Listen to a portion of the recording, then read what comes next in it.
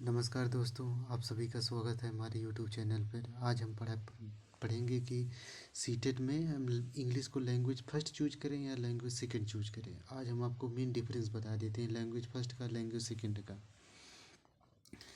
जब आप इंग्लिश को फर्स्ट लैंग्वेज में चूज करेंगे तो उसमें आपके पास 15 जो इंग्लिश लैंग्वेज होता है वो 30 नंबर का आता है, जिसमें आपके पास 15 नंबर का पेडागोजी हो जाएगा और 15 नंबर का आपके पास पैसेज पोयम और उसमें जो ग्रामर रहेगा।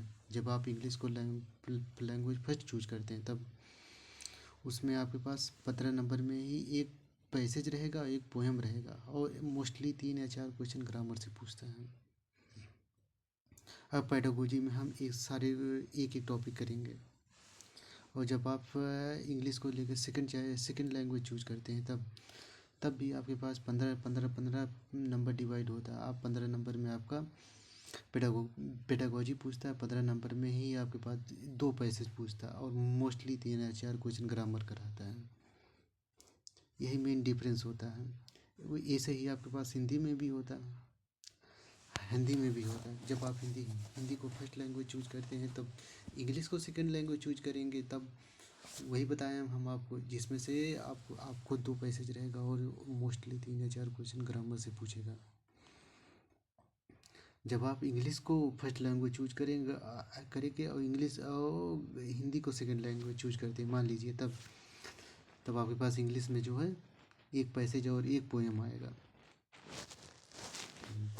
तो आज हम लोग पढ़ते हैं कि इंग्लिश का पेडागोजी पढ़ना चालू करते हैं।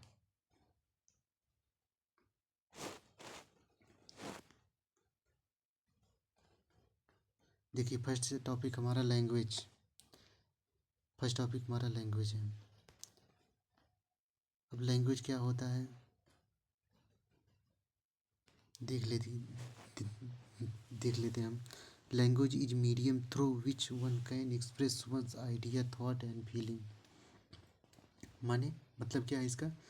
भाषा आपके पास एक माध्यम होता है जिसके द्वारा कोई व्यक्ति अपने भाव विचारों को किसी दूसरे व्यक्ति के साथ प्रकट करता है।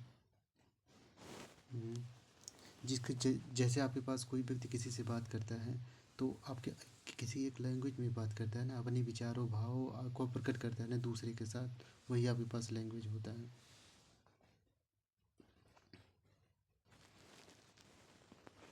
जैसे आपके पास मान लीजिए आपके पास टीचर स्टूडेंट को पढ़ा रहा है तो आपके पास वो स्टूडेंट के एक लैंग्वेज के माध्यम से तो आप अपना जो बटे विचार स्टूडेंट तक पहुंचाएगा।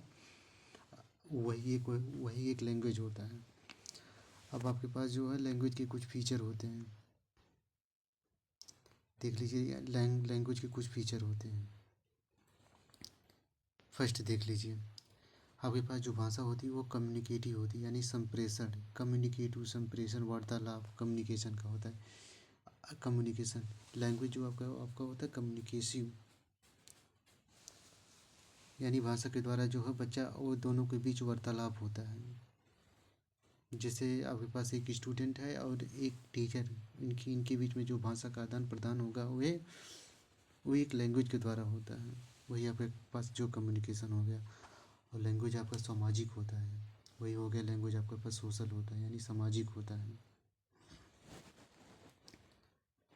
फिर आपके पास तीसरा हो गया आपके पास सिंबॉलिक भाषा। आपके पास जो है भाषा यानी लैंग्वेज जो आपके पास सिंबॉलिक हो सकती है, सांकेतिक भाषा भी हो सकती है।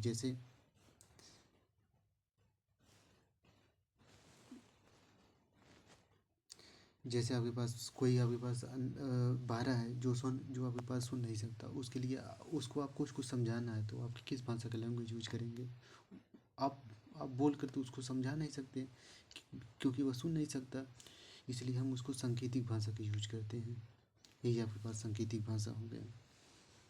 फिर आपके पास जो लैंग्वेज होता है वो डायनेमिक होता है, यानी चेंज होती रहती है। डायनेमिक का अर्थ होता है चेंज होना।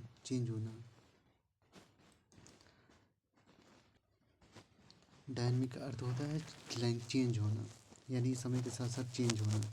जैसे हम लोग अगर जो है इस क्लास में है तो किसी और दूसरे लैंग्वेज में बात करते हैं, जब हम घर में आ जाते हैं तो किसी और दूसरी लैंग्वेज में बात करते हैं।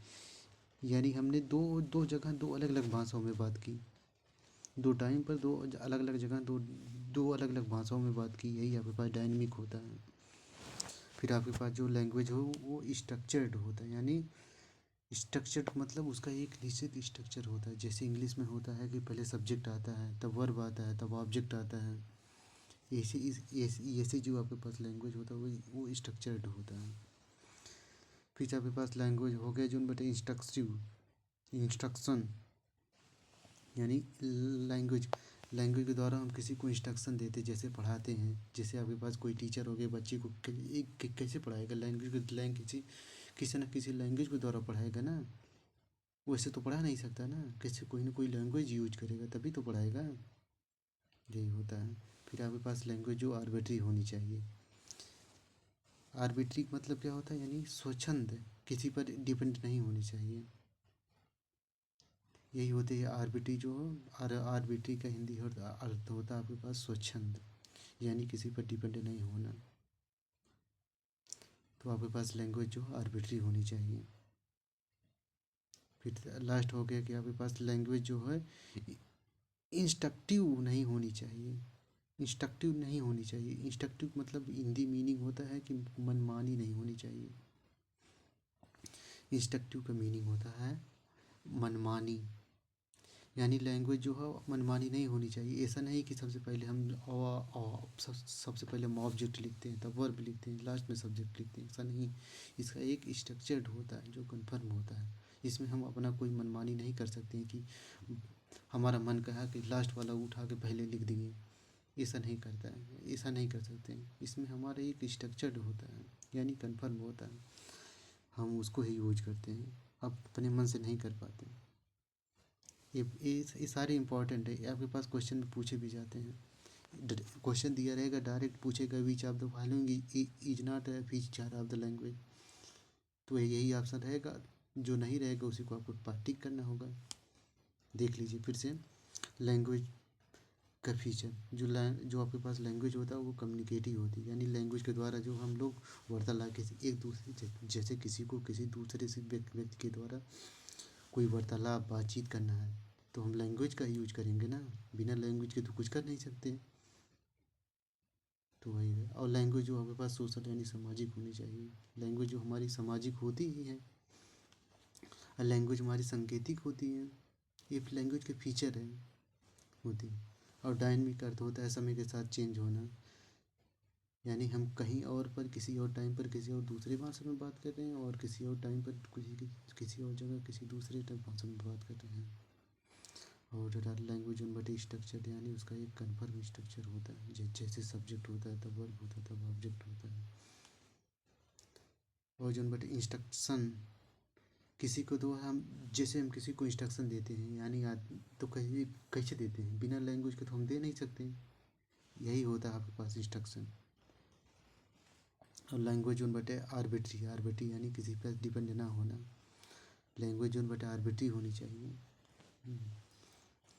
लैंग्वेज उन बटे इंस्ट्रक्टिव नहीं होनी चाहिए, इंस्ट्रक्टिव नहीं होनी चाहिए, यानी लैंग्वेज जो है मनमानी नहीं होनी चाहिए। ऐसा नहीं कि हम लास्ट वाले पहले लिख देते हैं तब, ऐसा नहीं हो सकता। नेक्स्ट टॉपिक देख लेते हैं हम लोग। जैसे दिया क्वेश्चन ही देख लीजिए, जैसे क्वेश्चन दिया है language is which of the language is a not, यहाँ पे थोड़ा गलती हो गई, यहाँ पे लिखना हाँ ये था which language feature which of the following is not feature of language, which of the following is not feature of language, which of the following is not feature of language, which of the following is not feature of the language. जैसे देख लीजिए social तो हमारे पास में social हो गया, instructive, arbitrary, symbolic, social यानी सामाजिक। लैंग्वेज अब बताइए, लैंग्वेज सामाजिक होगा, आर्बिट्री भी है, सिंबॉलिक भी होगा, लेकिन इंस्ट्रक्टिव यानी मनमानी नहीं होगा। तो भाई हमारा ऑप्शन बी करेक्ट हो जाएगा।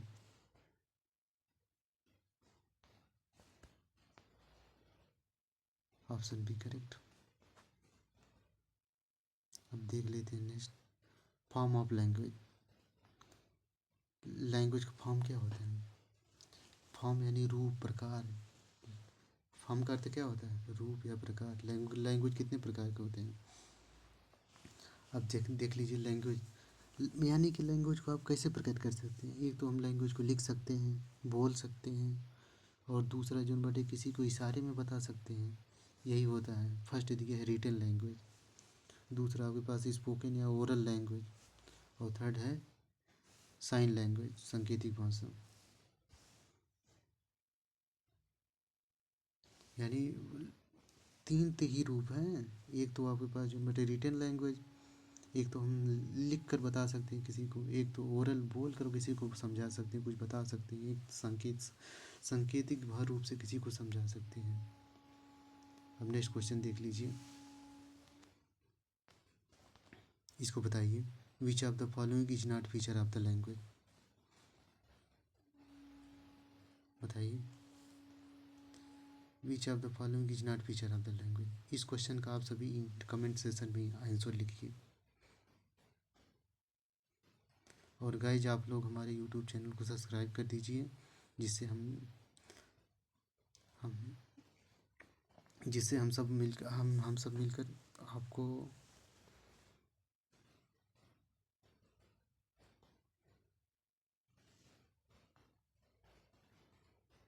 Thank you guys.